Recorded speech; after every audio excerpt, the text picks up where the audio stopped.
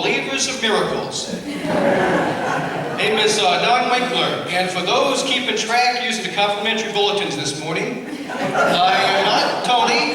I guess in theory, Tony and I are one in spirit, but physically, we will be doing separate messages. The great news is, we love doing this so much, we will be doing the same message both services.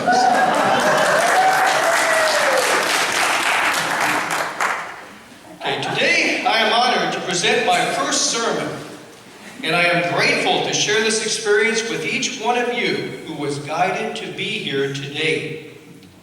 As I look around and see the beauty that fills this sacred space, I am reminded that everywhere we go, God is indeed present.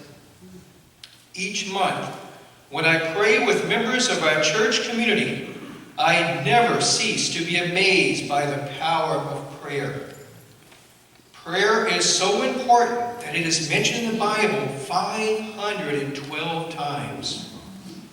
Luke 18, verse 1 describes the importance of prayer by saying, "Then Jesus told his disciples a parable to show them that they should always pray and never give up." The longer I serve as a prayer chaplain, the more evident it becomes that the thoughts we have greatly impacts the reality we experience. Abraham Lincoln was quoted as saying, "Most people are about as happy about life as they make up their minds to be."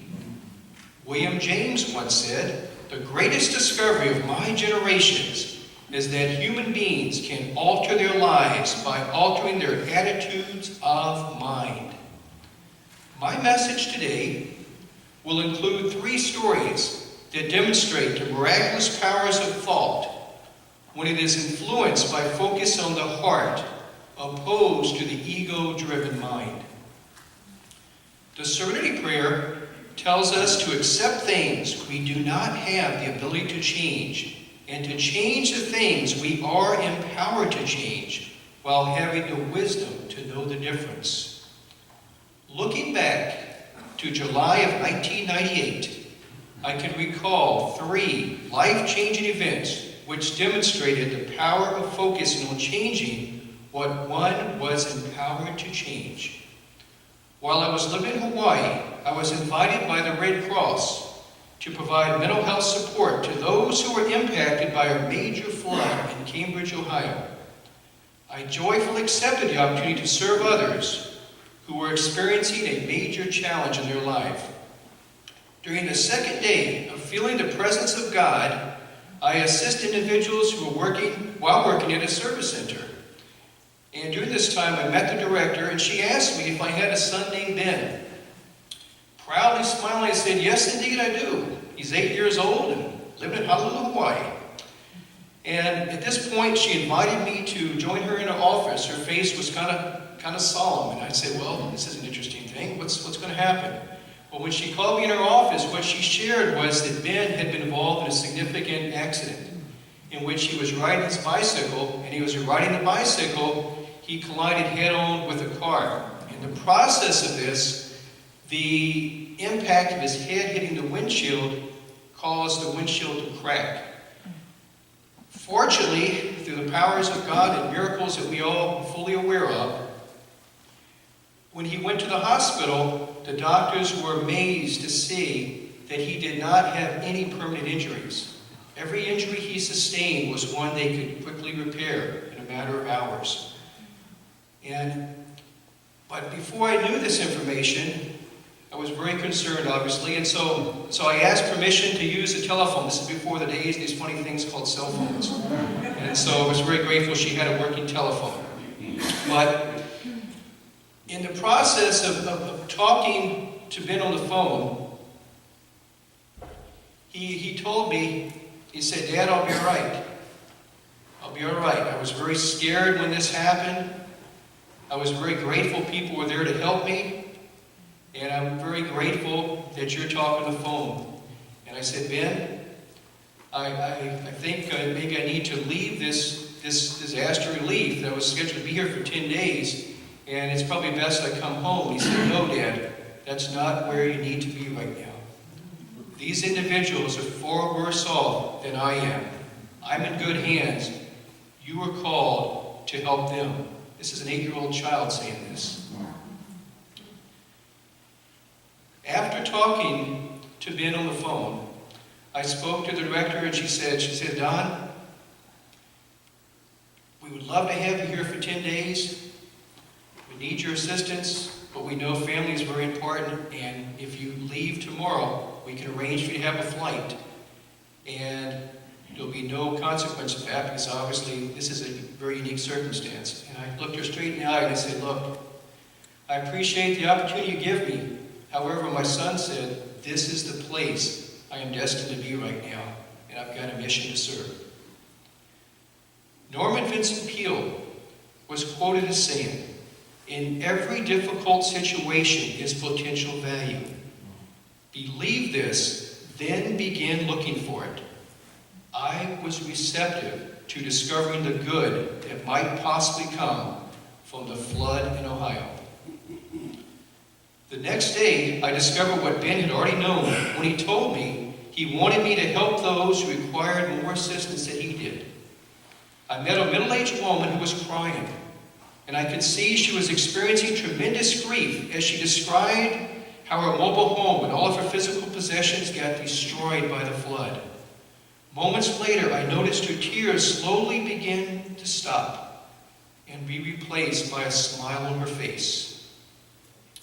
I became curious as to what was occurring, as I soon discovered the reason for the abrupt change of emotions. The woman shared that every night for the past 6 months she had been praying from the heart for God to comfort her son and help him to stop using drugs and drifting away from her. The woman then shared that the day after the flood, she and her son were reunited in a local shelter. And when they saw each other, they embraced in a way they had not done in months. The storm had served as a wake-up call for her son to realize that life was not forever, and to appreciate the love his mother had for him. The mother received the answer to her prayers and was more than willing to sacrifice her physical possessions for what she treasured the most in her life. Later that day, I traveled with a support team to visit a remote location that had been impacted by the flood. While walking around a neighborhood, I met a gentleman who described how the flood had destroyed the entire neighborhood, and all of his physical possessions were lost. The man then said, prior to the flood, the neighbors rarely interacted with each other and showed very little concern for each other's well-being.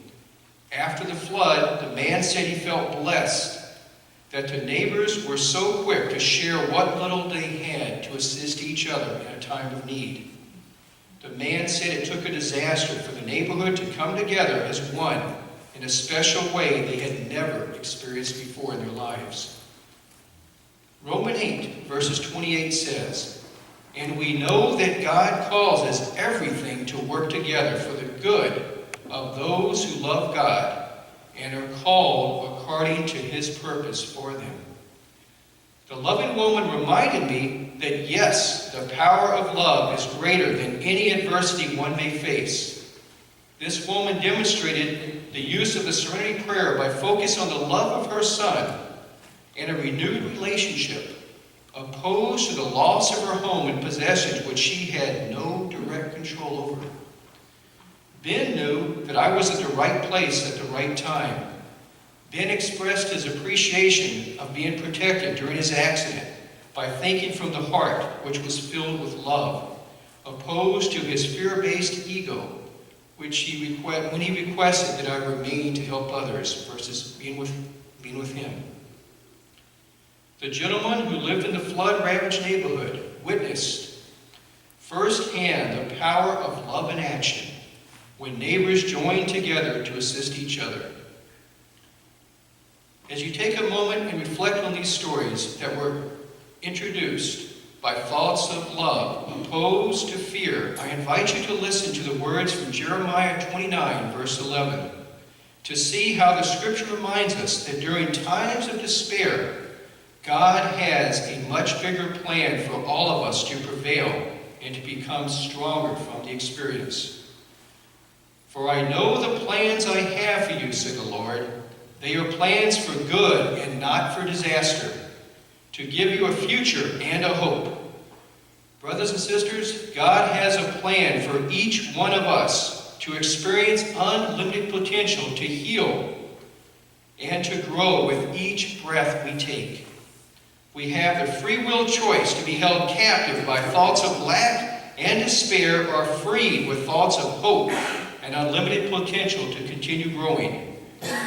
Take a moment each day to reflect on all the good in your lives and know that the source where it came from is waiting to surround you with even more to remind you of the unlimited potential each one of us has to grow. I will now close my message by sharing some powerful words contained in a song written by Ricky Byers Beckworth that reminds us of our unlimited potential to continue healing and growing. "I release and I let go. I let the Spirit run my life, and my heart is open wide. Yes, I'm only here for God. No more struggles, no more strife. With my faith I see the light. I am free in the Spirit. Yes, I'm only here for God." Namaste.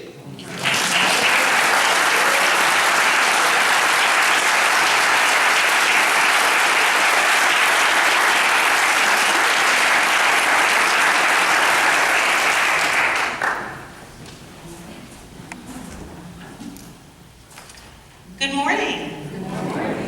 For those of you that don't know me, I am the light of the world, but you can call me Tony. I wish I'd used a bigger font.